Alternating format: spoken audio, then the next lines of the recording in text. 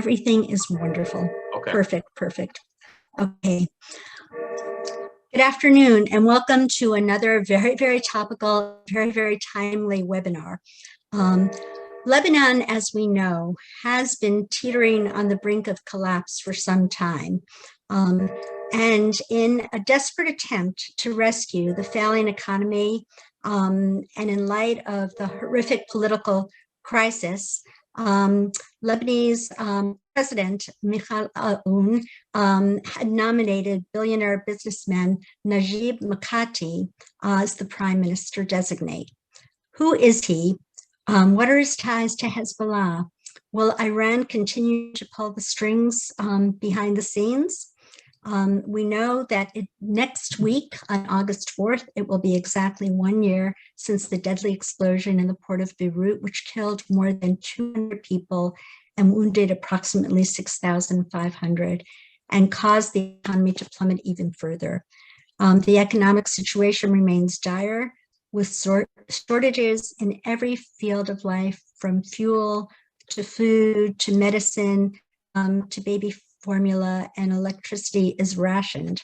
The Central Bank of Lebanon has totally run out of reserves, and there are severe restrictions for the Lebanese people on the amount that they can withdraw from their personal accounts. Unfortunately, Hezbollah has become the main benefactor with the financial backing it receives from Iran. Hezbollah has almost totally dominated the country's military, political, and commercial sectors for quite a while. What we would like to know is whether or not the nomination of Najib Mikati is going to change anything. Is this all smoke and mirrors, or an illusion of a restructuring of the government, or will this actually be a help to Lebanon? So we are extremely delighted today to have with us an old friend of mine. Our friendship goes back for decades and decades. Walid Faris is a renowned Middle East expert who has been predicting trends and situations on the ground years before they occur.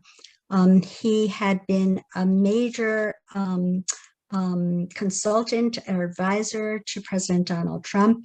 He's a Fox News expert.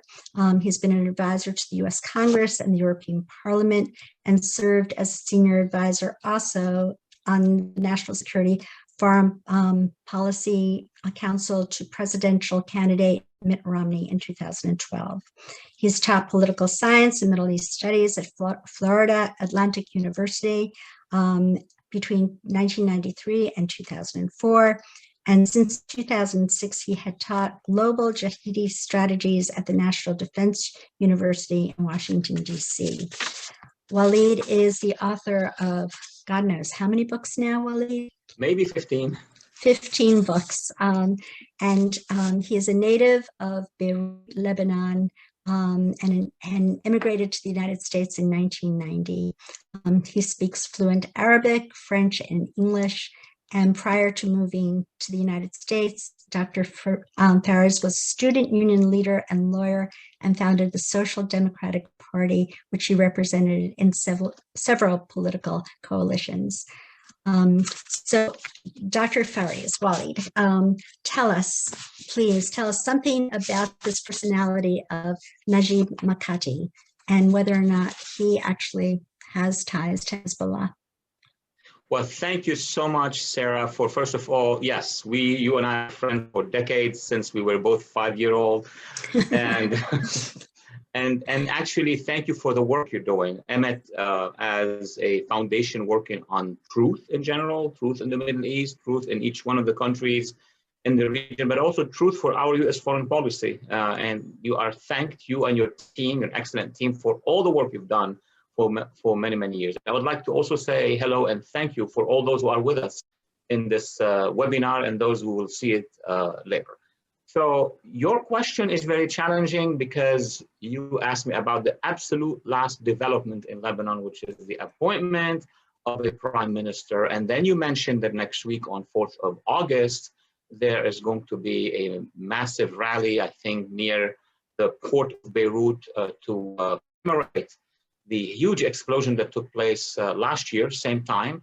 And there could be two trends here. The one is about the appointment of a new prime minister, and second is the rise of demonstrations calling for actually the implementation of UN resolutions to disarm Hezbollah. So yes, you invited me without knowing probably that this is going to be a very tough 10 days for Lebanon. So let me serve what I call the beginning of a dessert immediately, and then take you on a journey, and you and your wonderful audience. Yes, Mikati, Prime Minister designate Mikati, is not going to renew any of the equations that controlled Lebanon since 1990. He is an ally of the Assad regime. He is a friend and ally of Hezbollah. He is not a member of Hezbollah. He's a Sunni politician. Basically, he is a Sunni businessman, one of the most wealthiest businessmen in Lebanon, successful in that. But he comes from the camp that basically wants to continue with this alliance or partnership with Hezbollah. Now, the question is, how can that be after all that happened in Lebanon, after these famous Cedars Revolution some 15 years ago, and last fall there were those, 2019 rather, there were those demonstrations in Beirut. We saw a majority of Lebanese were opposed to Hezbollah. So the question is, how come? Well, the answer is that Hezbollah still continues to control Lebanon, despite everything we've seen, despite the Hezbollah-Israeli multiple wars, despite various administrations, US administrations trying to put the sanctions, and a lot of sanctions, the past administration. I don't know about this administration, but we'll see. Despite all these revolts by young Lebanese in 05 and 19, Hezbollah is still in control. That's the bottom line of any analysis we are going to develop at this point. But for the audience to understand, the participants to understand, and allow me 2 to 3 minutes only to take them on a historical journey. So, because if we begin by today, we won't understand much. 1943, the Republic of Lebanon, the one we know now, was born by actually a decision by the French to let go of Lebanon. It was under mandate.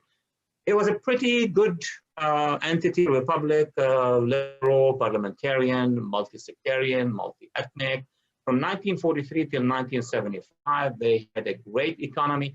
I remember from my years of childhood, you know, as you said, born in Beirut, the first years were the golden age of Lebanon, but not so gold, because within Lebanon, there were components that in the end exploded a very wild war for 15 years. That was a very long war from 1975 to 1990.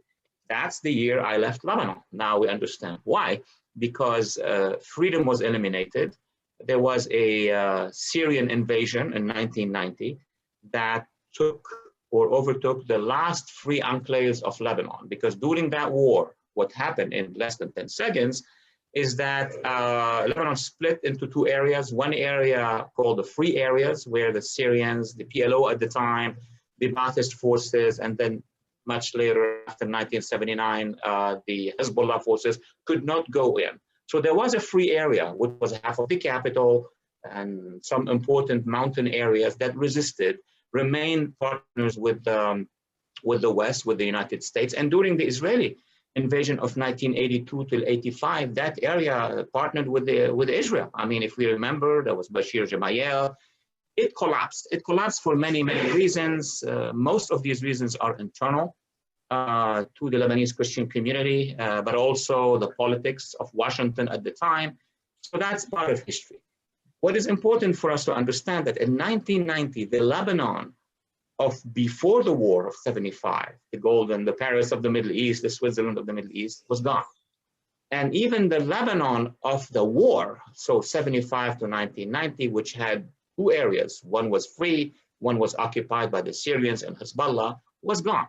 So what remained in 1990 was an actual republic controlled by the Syrian army of the Assad regime, by Hezbollah and their allies. That reality stretched from 1990, occupation, till 2005. So what changed in 2005? An attempt to free Lebanon. And that attempt really was a combination of serious efforts by the civil society of Lebanon, which acted, not in a sectarian form. Christians, Druze, Sunni, and some of the Shias came together and then demonstrated massively after the assassination of a former Prime Minister, Hariri, if we recall that 15 years ago. And then they were lucky because there was an administration in Washington, the Bush administration, which accepted to take action at the Security Council, put pressure on the Syrian regime. That led to the withdrawal of the actual Syrian Assad forces. That should have been liberation, like Normandy or liberation of France. Unfortunately, both in Washington, but mostly in Beirut, those who were in charge of that cedar revolution did not go far enough, did not demand the disarming of Hezbollah.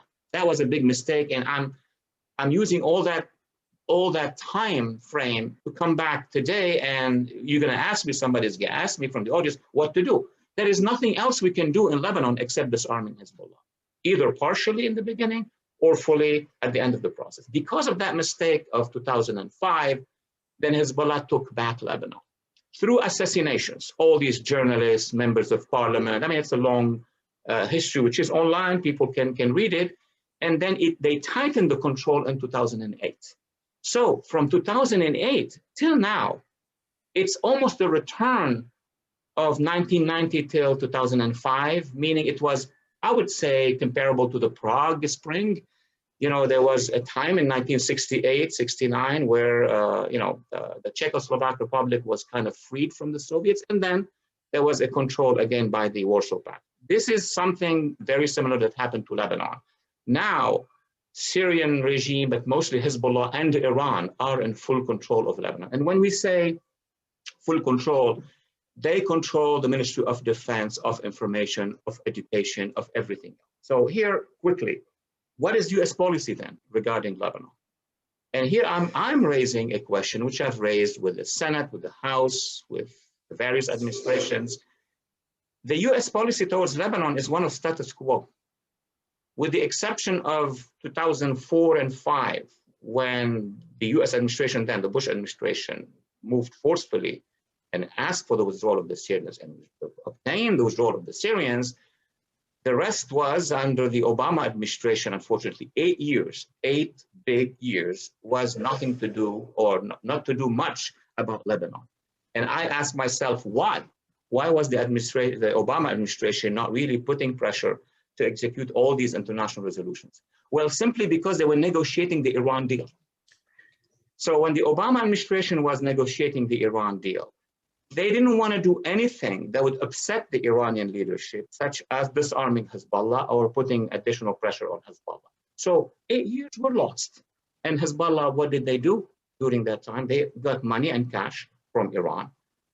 How can Iran get that money? Well, from the $150 billion that Washington or the Obama administration at the time, especially since 2014, increasingly since 2015, released to the Iranian regime. So the money we released here went to Tehran, and from Tehran, a slice of which went back to Hezbollah, reinforced its anti-aircraft missiles. Now we're talking about the regional issue, the concerns of Israel, created vast networks of terror cells, eliminated more Lebanese opposition to Iran, so on and so forth. So Lebanon has been living its darkest moments, actually, since the return of the control by Iran in 2008, till about 2019.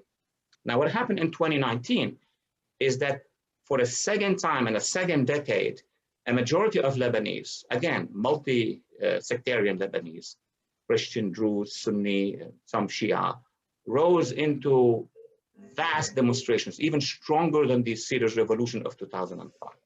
It was on TV, we saw it, and it lasted 3 months. 3 months. Now, unfortunately, the United States administration, and that has to do always with our politics and what's happening here, was so much entangled with our domestic matters. So, and that's true for many issues in the Middle East. The last 2 years of the Trump administration, whereby in the beginning there were all these forcings and pressures, and maximum pressure policy was very successful on Iran.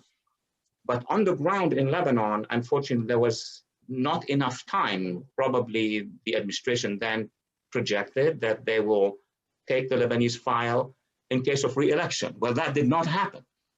But then in 2019, in the fall of 2019, the Lebanese people rose. So this argument I'm making here is that, as you said, Sarah, yes, Lebanon is crumbling. It's crumbling on the political level, on the security level.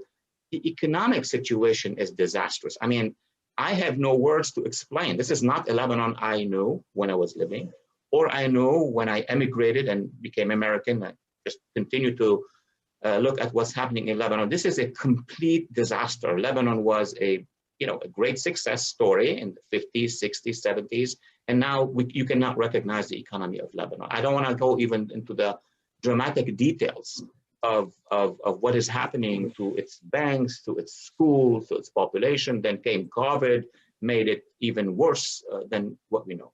So that revolution in 2019 was a very good move that the international community could have built on and moved forward with. It was supposed to happen in 2020. What happened in 2020? We got COVID. And what happened in the second part of 2020 in Washington, we got the elections and all the colorful activities that took place in American politics and peaked and were really dramatized. So that was the Trump administration, which, may I conclude here, had decided to change the Obama policy on Lebanon, no doubt about it, and did so in partnership with Israel. I mean, we know what they've done for the Abraham Accords. We know what they've done in terms of pushing back against the Iranian Revolutionary Guard, the Soleimani issue, what happened in Iraq.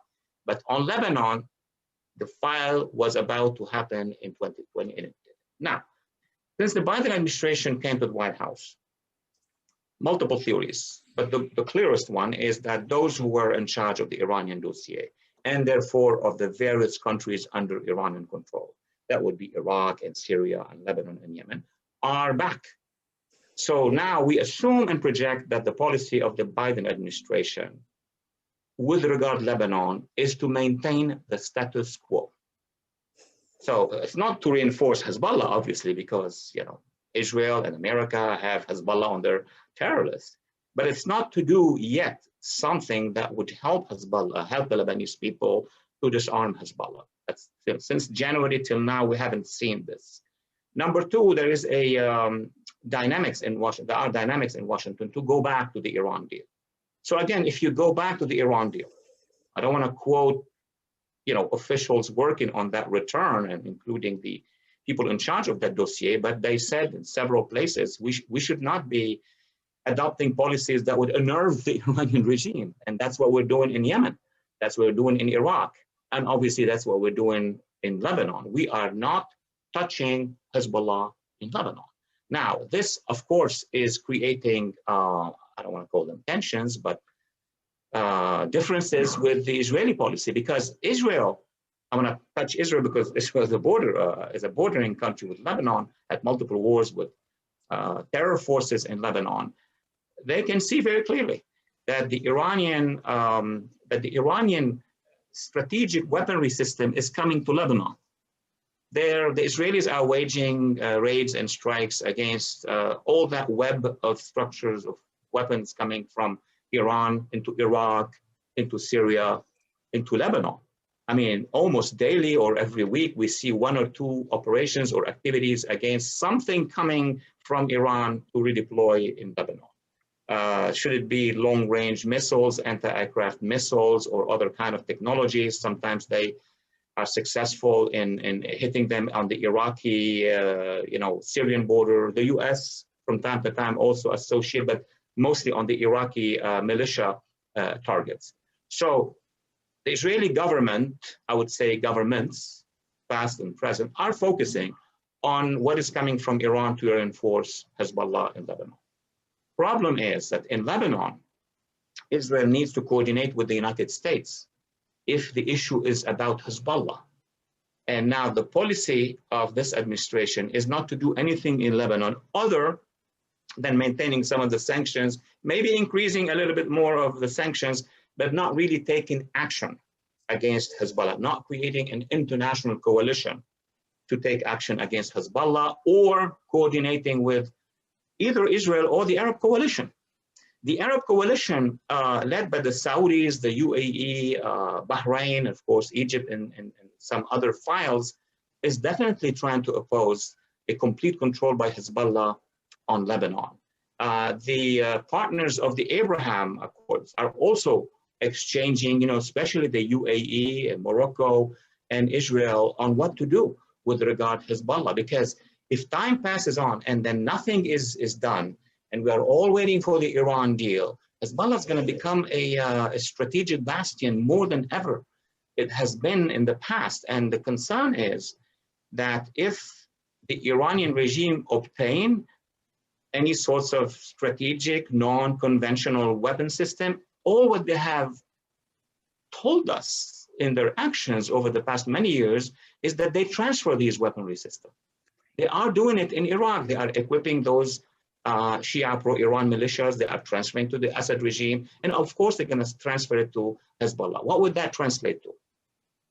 It would translate that Iran would equip Hezbollah with strategic weaponry. I'm not even using the term and nuclear, but we don't know what the Iran is. But just by sending those ICBMs, ballistic missiles, anti-aircraft advanced weaponry system, and yes, it could be very limited, chemical, biological, and the big N word, which is nuclear.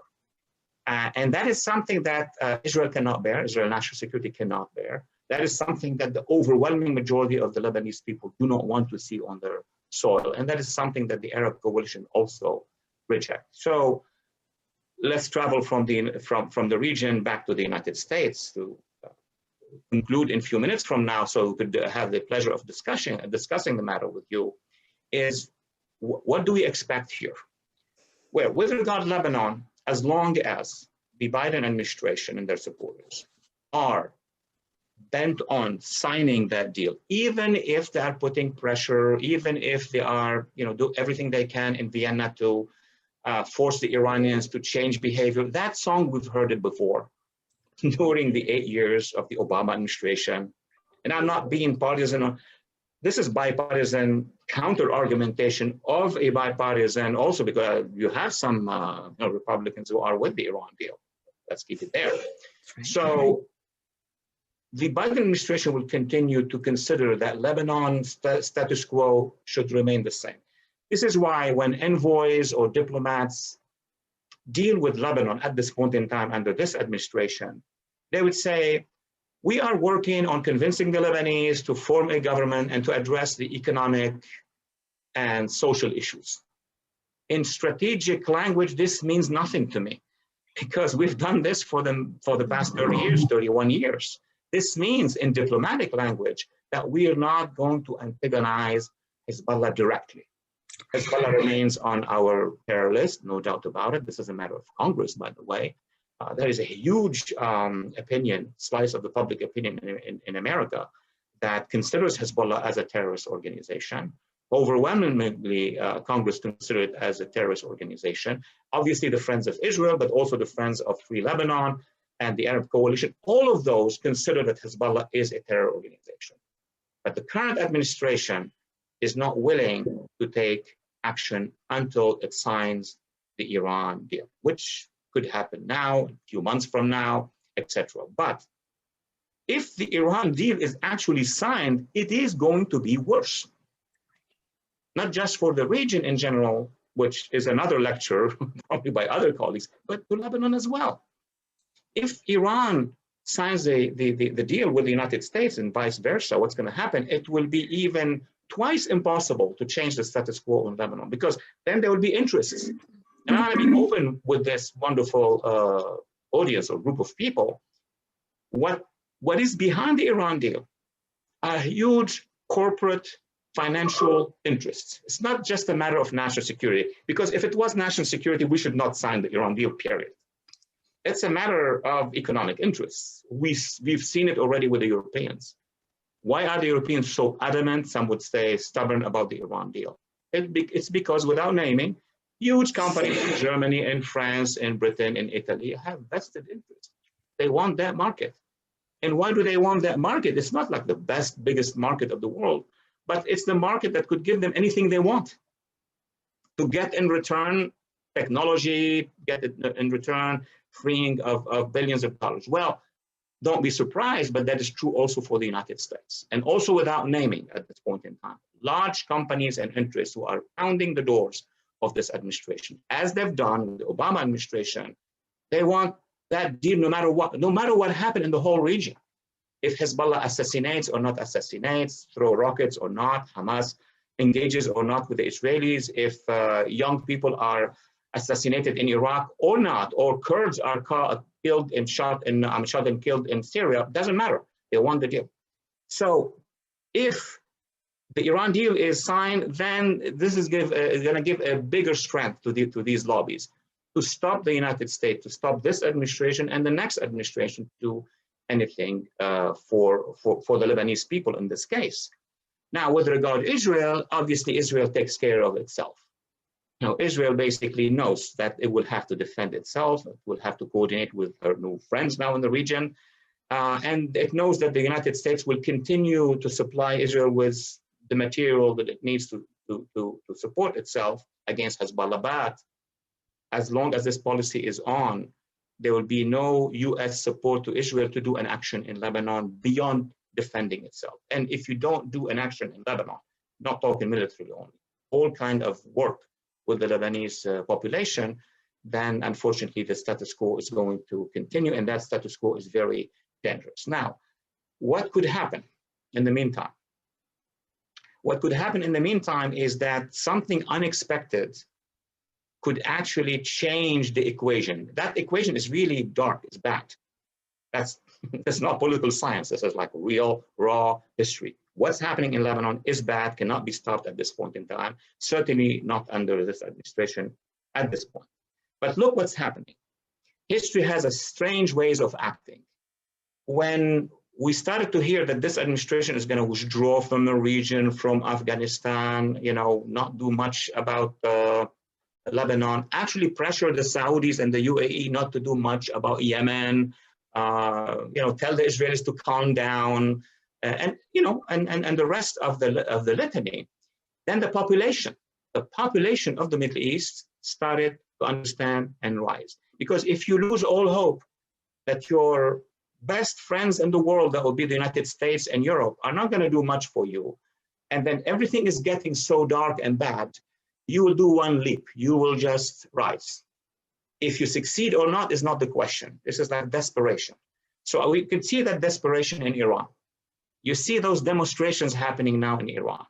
Logically, they should not be doing this because they're not going to receive any international support, but they're doing it anyway.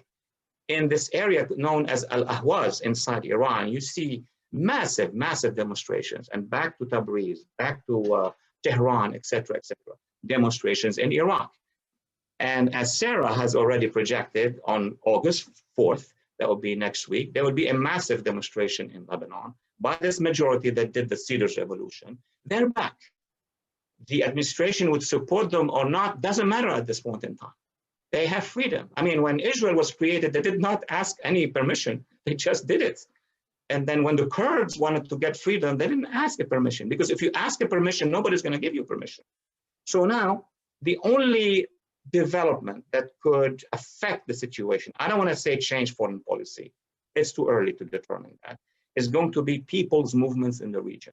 What's happening inside Iran, inside Iraq, in some parts of Syria, I don't want to even mention Yemen, and probably in Lebanon. So the events that are going to happen in Lebanon, they didn't happen yet, are going to either be a one-day event, big colorful demonstration with signs, or it's going to be a new uprising by the Lebanese people. It will be then upon Washington, the Biden administration, but also Congress and the European Union and the international community, when that message is going to come by the Lebanese to decide what to do.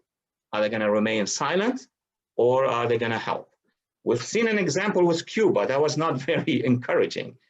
We've seen now examples with Iran. I mean, Washington did not react much to what's happening in Ahwaz or Khuzestan and etc. But That's the reality in the Middle East. People at the end of the day will have to do whatever they can to get freedom. And it's only with freedom, and I'm going to conclude here because I'm looking forward for the questions. It's only with freedom, especially for Lebanon, that the economic situation can be addressed. No Mikati, no Hariri, no prime minister could do anything. Zero, zilch. It's really the reviving of the actual Lebanese economy, which is built on individual initiatives. And Lebanon, in difference with other Arab countries or with other Middle Eastern countries, except Israel, of course, has a gigantic diaspora. And the diaspora of Lebanese, I mean, just to give you an idea, 5 million Lebanese in Lebanon, 16 million from Lebanese descent, I'm one of them, around the world.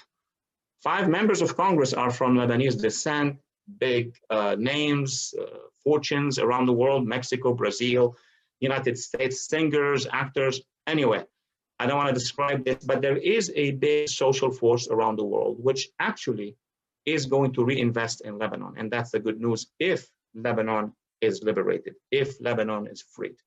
So with this, I think I did a journey, a long journey. I'll be happy to do short journeys now with you because I can imagine you have many questions. I was asked to do 30 minutes presentation, and I'd love to do now 30 minutes engagement with you. And again, Sarah, it was wonderful that you provided me with this opportunity at this timing. Oh, amazing, amazing, Walid. Thank you so much. It was so concise, cogent, and coherent in the span of 30 minutes, bringing us through decades and decades of Lebanese history. My question is, you spoke about a majority of people on the streets. Exactly what percentage of Lebanon are Maronite Christians? What percentage will really rise to the streets? And isn't Hezbollah so deeply, deeply entrenched? And they could set they could set their tyrants and their IRGC people out, you know, basically to collapse the people on the streets. So, oh, absolutely. Now, Hezbollah is deeply, deeply entrenched because of the defeat of the Lebanese free resistance in 1990. This is something that I remind Lebanese themselves.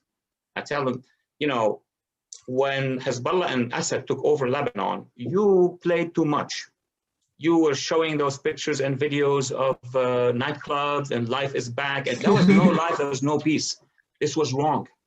You wasted 10 years from 1990 till about 2000. When the late patriarch Sfair led the Council of Bishops, and then the diaspora intervened as of 2001, and that led to that revolution in 2005. A majority of Lebanese is resisting Hezbollah. So as population, as demographics. Now, Lebanese Christians, and it's very difficult in Lebanon to get accurate statistics, but there is a rough estimate. The Lebanese Christians who were 53 in the 20s and 30s passed to 50, and then by 1990 they were in the 48, 49% in Lebanon. I'm not talking about the diaspora, it's a different game.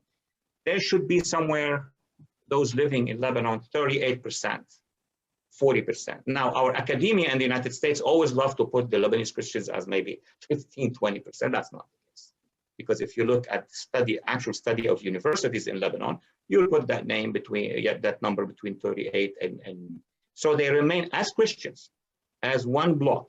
If you divide them Maronite, Orthodox, etc., that's a different discussion. But if you take the Lebanese Christians, they are actually the largest block, single block. Now, second comes the Shia.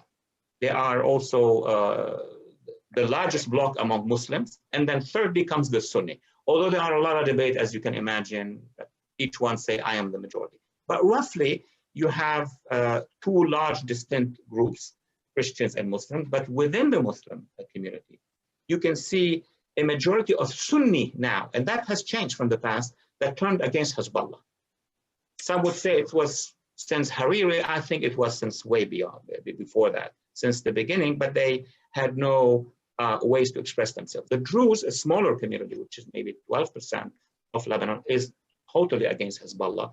Actually, in 2008, Hezbollah invaded the Druze areas in Mount Lebanon. There were even clashes, and they were very courageous in resisting Hezbollah.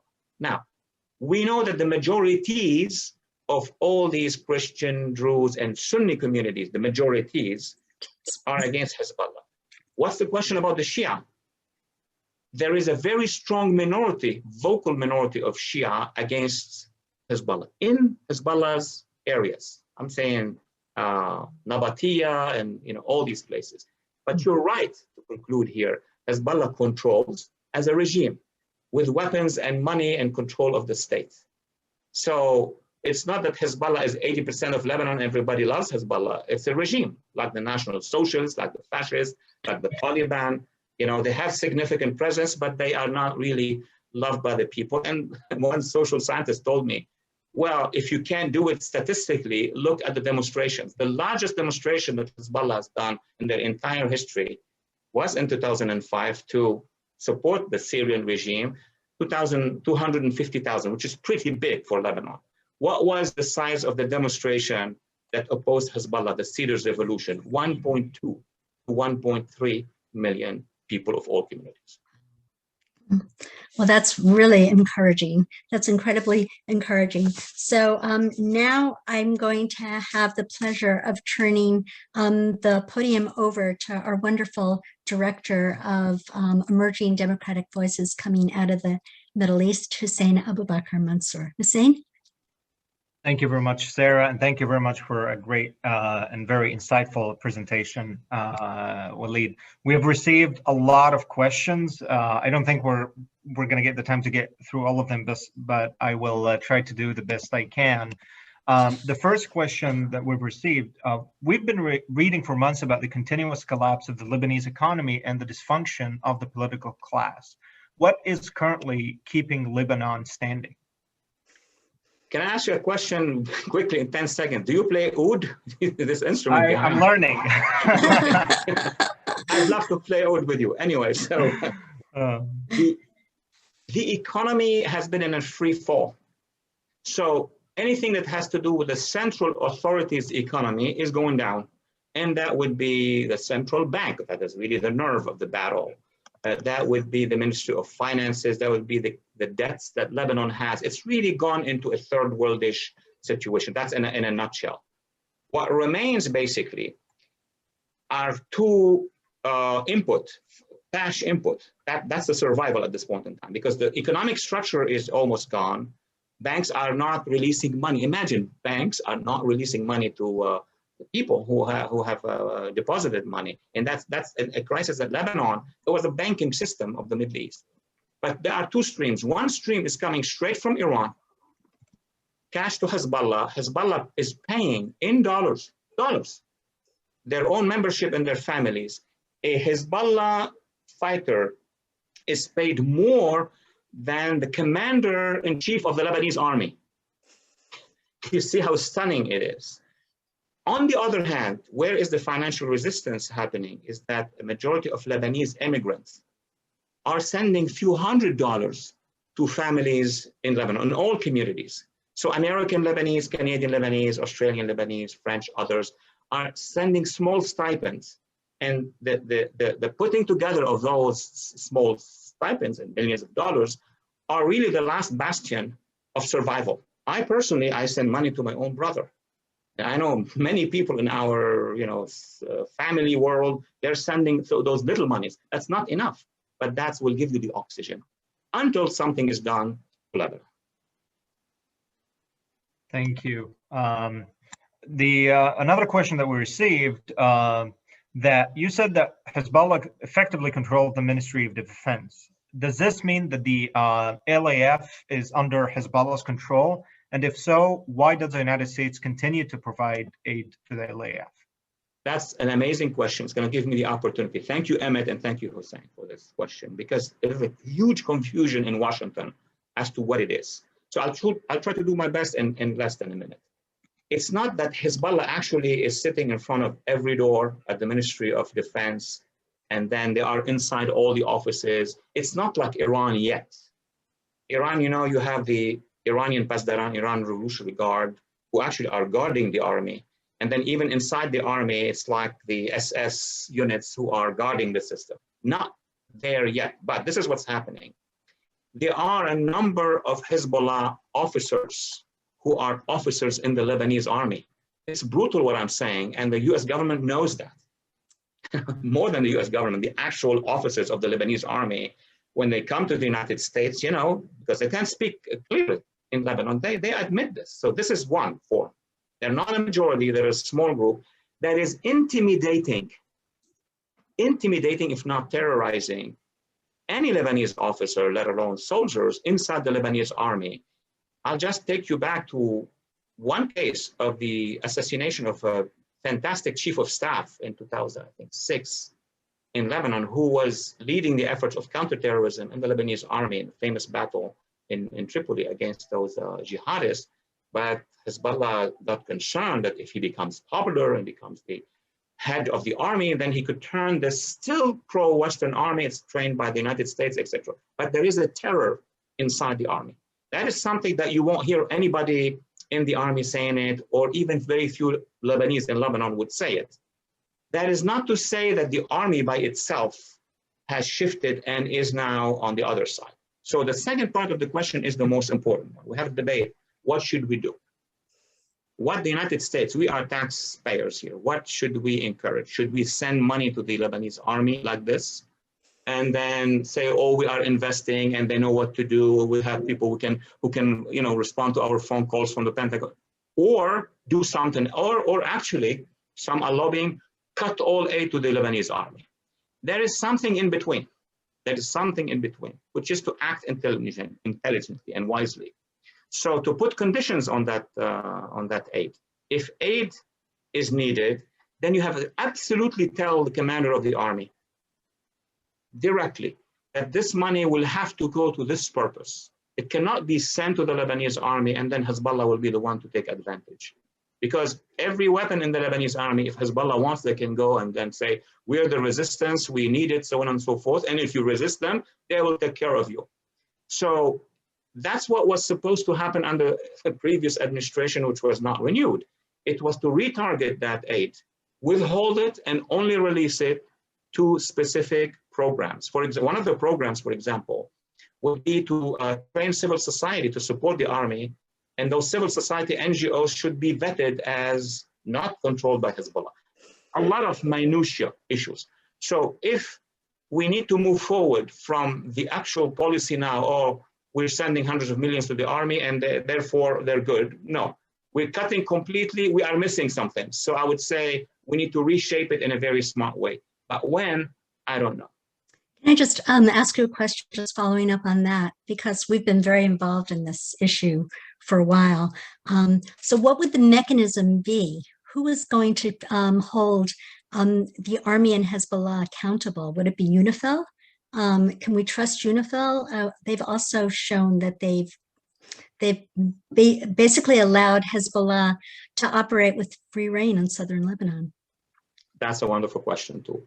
You know what I used to call UNIFIL, and I know they're officials from a long time ago, Club Med, Club Mediterranean. I mean, they're sitting there tanning, spending that money since '78. This is the longest operating, one of the longest operating UN force on the ground. Seeing Hezbollah shooting, the Israelis moving in and out, nothing. This is a zero operation, zero operation. That one, I would want them to do something else, or I would just pull the UNIFIL and stop that funding, because UNIFIL is actually not protecting Israel, it's protecting Hezbollah. That's from right. Israel and from the Lebanese people, to be brutal in the statement I'm making.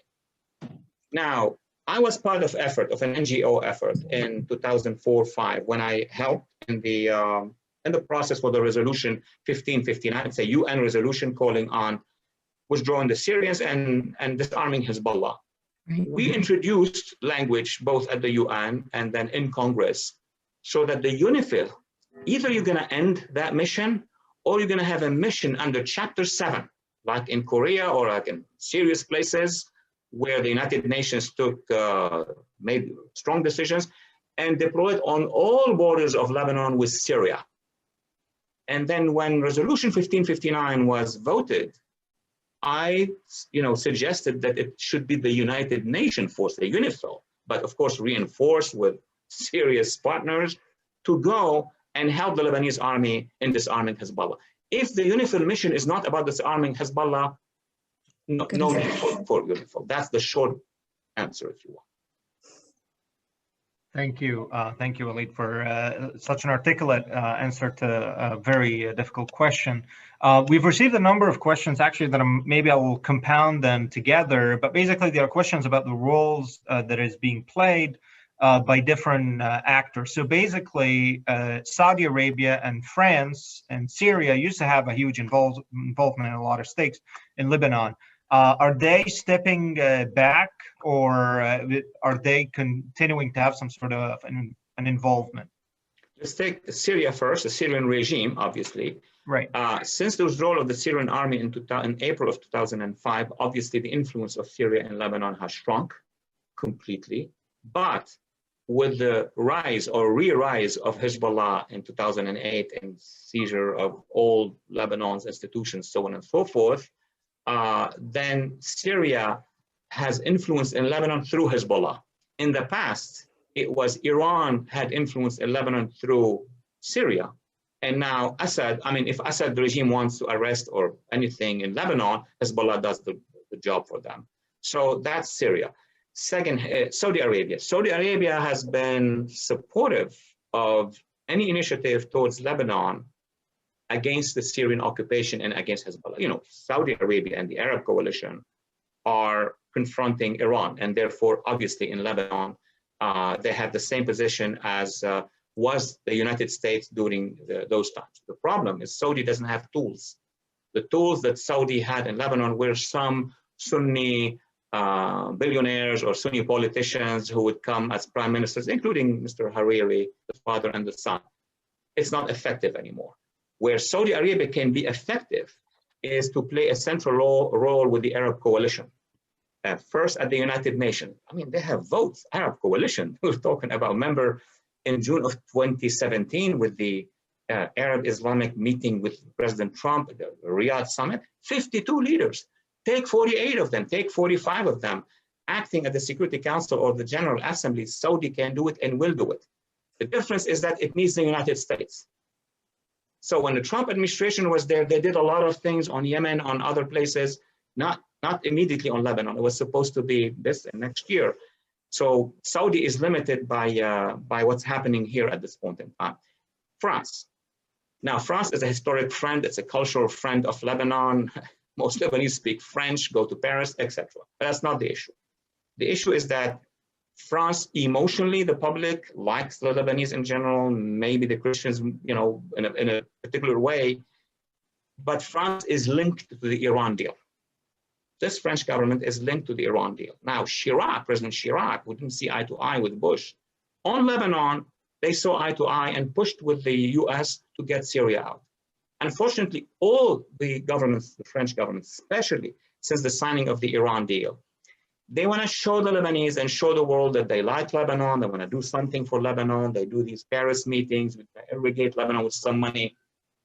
Nothing real. Because the only real thing that France can do is to ally itself with the United States, with the Arab coalition and Israel and Bush against Hezbollah. Everything other than that is not going to be. Since we are speaking about that role that Iran plays, that basically we can't do anything in Lebanon without a strong stance against Iran. You mentioned that there are economic interests as one of the motives for the American pivot towards Iran, the friendliness towards Iran. Are there any specific companies? We actually received multiple questions about this. Are there any specific companies or corporations or major economic entities that you can name that are interested in the relationship with Iran? Thank you, Jose. I got that question several times on national TV. Now, in a closed setting with Congress or with agencies, or a closed government setting, I will speak because this is national security. But in a public sector, I'm not naming. But I can help the public by themselves because it's not secret so much online. So this is the exercise. You put Iran deal, you put companies investing in the in Iran, company consulting to Iran, and you'll get them. You'll get them. And I was surprised when the Iran deal was almost imposed on America in 2015. And remember, Senate and Congress opposed the Obama administration, and he went in with an executive order. And now President Trump removed the United States from it. And then now President Biden and his team want to go back. So I said, what is it? What is it behind this Iran deal? And then we started to do research, not just myself, but many people interested and expert in the field. And we discovered that there are enormous, in transportation, in oil, and electronics. I mean, this is as far as I can go. But I know there are very smart people, geniuses in your audience that they could go and do. There will be a time in a congressional setting when there will be lawmakers who are ready to move forward and to just call on them, and what are you doing? Actually, let me message one thing here. It will be in their real interest. It will be in their real interest that Iran will be freed from this regime to do as much business as they want. You want to do money, make money, but not at the expense of the Iranian people, the Middle Eastern people, Israel, and the United States. This is a threat to the security of the United States. So that's as far as I would go right now. Thank you, and I'm sure that people in our audience will be able to follow the lines and find the things that you're talking about. We've received multiple questions. Maybe now it's time to talk specifically about the security issues concerning Israel. Recently, a number of incidents of rockets fired at Israel from southern Lebanon were reported in the news. Is Hezbollah directly responsible for this, and how does it fit in their strategy? When I speak to Lebanese friends, I will say a dog could not bark on Israel if it's not allowed by Hezbollah. Mm-hmm. So they control the entire strata of weaponries. If one rocket goes from one spot in southern Lebanon into Israel and slants into Israel, this is not a rogue group. This is not something that happens like that. Southern Lebanon is not made of the salad of Somalia or, during the war in Iraq. It's completely, tightly controlled by Hezbollah, by the security of Hezbollah. Now, Hezbollah may decide to ask some rogue Palestinian, SAICA or FPLP, FPLP, etc., to throw a rocket and then to wait to see what the reaction of the Israelis. Israelis knows. If there is anybody in the world who knows exactly what's happening in South Lebanon, it's the Israeli intelligence. And of course, with them, the US intelligence and the Germans and others. So Hezbollah is playing with Israel a game that is choreographed or coordinated in Tehran. It's not just what Hezbollah wants. Hezbollah and Hamas are tools to the Iranian regime. It's like almost an orchestra. They decide that now Hamas should send volleys of rockets. This is Tehran ordering Hamas to send a volley of rockets. I mean, after 40 years, we know that this is simple. Even Hamas dissidents have said so. And then, okay, now we'll try a little bit of Lebanon border, Hezbollah massing rockets and maybe throwing a couple and to test and see what the Israelis will do. But in my assessment, and I go quickly here, Hezbollah and Hamas will show everything they have once Iran wants to do a massive confrontation with the Israelis, and the Israelis know it. That explains why the Israelis are hitting targets in Syria and in Iraq. They want to slow down the movements of logistics and weapons coming basically to southern Lebanon. And there are multiple scenarios. Israelis have dozens of scenarios. They know what's happening. They have very advanced intelligence. But from a geopolitical perspective, the Iranians will only engage in this, that's my modest assessment, after they sign the Iran deal. You hear me? Which is worse. So the Iran deal will empower them so much that only then they'll start to play these dangerous games with the Israelis in coordination with Hezbollah, in coordination with Hamas, in coordination, may I say, and it's sad, with a segment of the international media that would support them.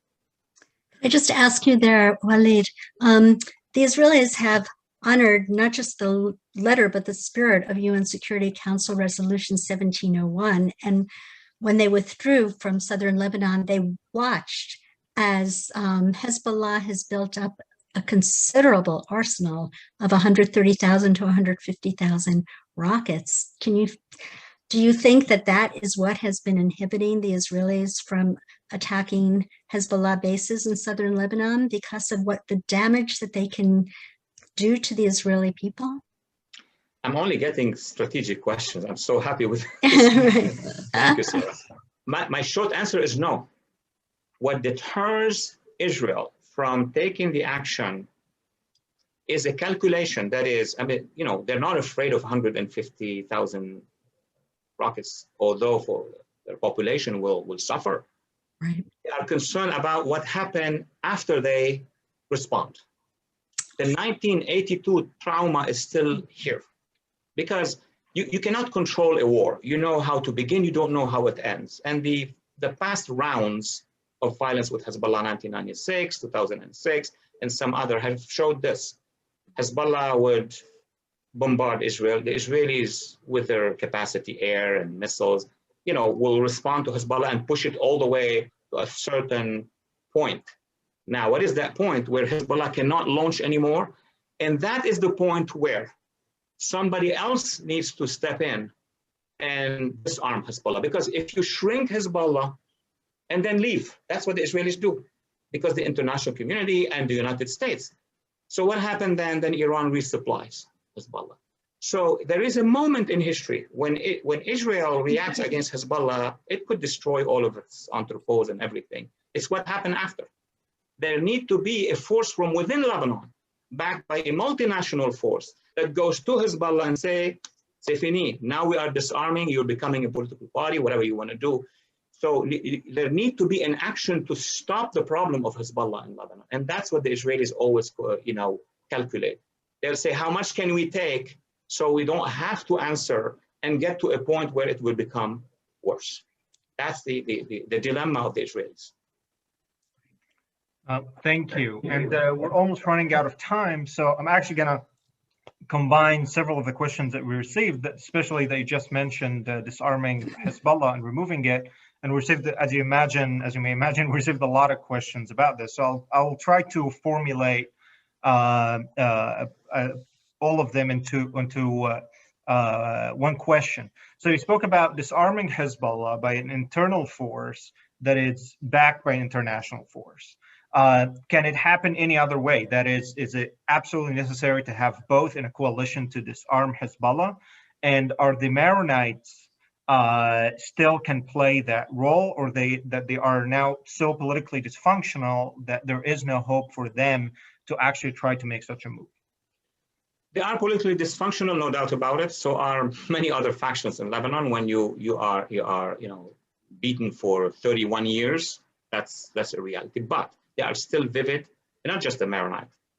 All Lebanese who are not under Hezbollah are now united. This is a huge opportunity that the Lebanese should take. Of course, Maronites have an experience, Sunni, Druze, etc. But here's the issue because of time. I wish I can expand more. Number one, there are multiple scenarios, and it's like the Israelis when they say, this is the price for this, so let's wait. There are many in Lebanon who wants to rise, and they also calculate what is the price. But that price is shrinking, because if they don't do anything, they're going to be completely crushed, and then they will have to leave Lebanon. So we are getting close to a point where the Lebanese themselves need to act. But if they act, they need to have the international community, a piece of the international community backing them, the Arab community backing them. But even when we talk about Hezbollah disarming, I'm just jumping to another subject because I know many have asked me the question. You don't do it in one shot. There is no force in the world except if the whole US and the Atlantic Coalition and Israel and the Arabs, but that's not now. That's not at the table. That's 1982 operation. No. What can happen is that there are many areas inside Lebanon, from Beirut all the way to Tripoli, Akkar, where Hezbollah doesn't have a heavy presence. These are the areas where a combination between Lebanese protesters, the Lebanese army, but the Lebanese army should be sure that they will be backed by the international community, by Washington. If that happens, a chunk of Lebanon will be freed from Hezbollah's weapon. You cannot do it in one shot. And then you wait for better historical moments. That's what is available now, what analysts are saying at this point. Walid, thank you so much. I cannot actually thank you enough for your brilliance that you were able to condense into 1 hour's discussion.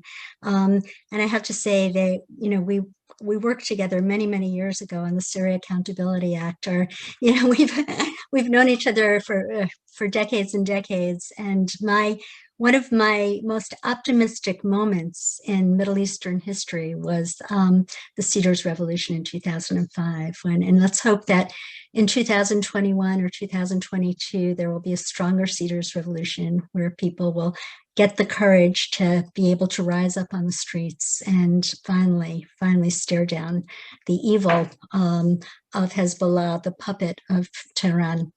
I